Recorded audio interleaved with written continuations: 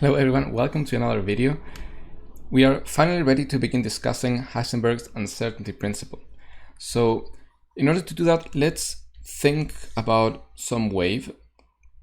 This can also be just a standard classical wave, but in quantum mechanics, since we are dealing with waves, the general idea can still apply. So it's good to just think about someone here holding some sort of rope, and at some point this person starts moving his arm up and down so that this rope that used to be just a straight line, it becomes a wave. So let's say that he does this in a regular motion so that he creates a wave that is like the one I'm seeing here. Now this is not perfectly regular, but let's say that this person manages to make just a regular standing wave. So when we look at this, we can say, well, where is this wave? Now, this question does not really have a very good answer because the wave is just spread out all over the rope. So the answer doesn't, the question doesn't make all that much sense. It's just spread out across this rope.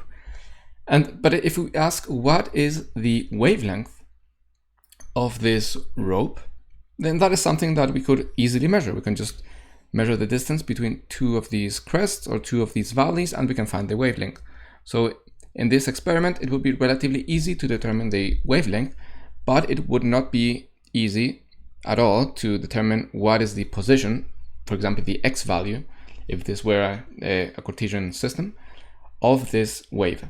And now let's think of a different example. Let's say that this person once again is going to make a wave, but this time it's not going to be an actual wave, it's just going to be a pulse. So let's say that this person just makes the following movement just one time up and down. So he creates something like this. Just one time, and this pulse that is going to be moving through this rope. So in this time, the situation is going to be reversed. So if we ask where is this wave, we can say, well, it is right about whatever point this is going to be, and this is going to be a relatively good answer. But if we ask what is the wavelength of this rope, then that is going to be considerably harder to tell. So this is just a quite basic example. It obviously doesn't translate perfectly into quantum mechanics, but I think it really gives you a good idea as to just a limitation that waves have, which is the more you know about one of its properties, because there's these two fundamental properties, position and momentum, then the less you can know about the other. This basically means the more well-defined one of these variables is, then the less defined the other one will be.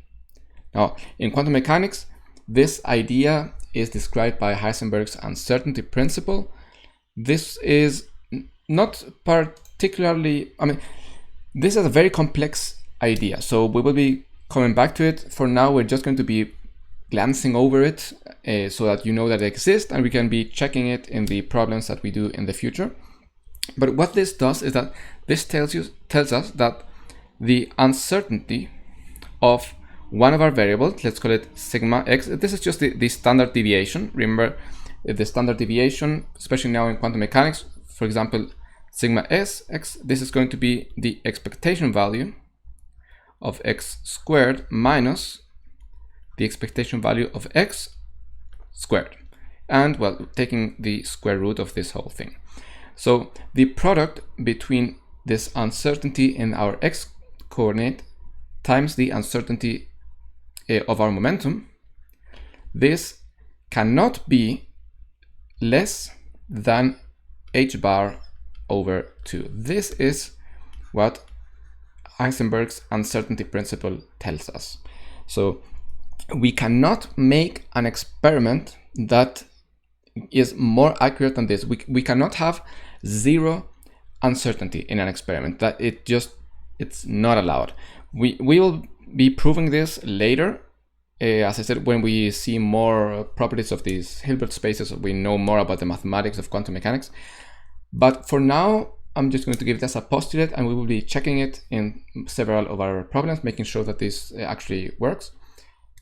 But it is good to think about, and does make a lot of sense when you think about some of the concepts we discussed in the first videos about Born's statistical interpretation. Remember, where we said there is just some element of uncertainty in the world, and this is why also I think the Copenhagen interpretation is also so good, because it's just the way it is. I mean, we just cannot know more than what Heisenberg's uncertainty principle allows that, and we will see also in the future that this principle extends to other observable quantities, not just position and momentum.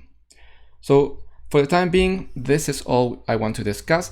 I also want you to remember not only this formula for the principle, but also the formula for standard deviation.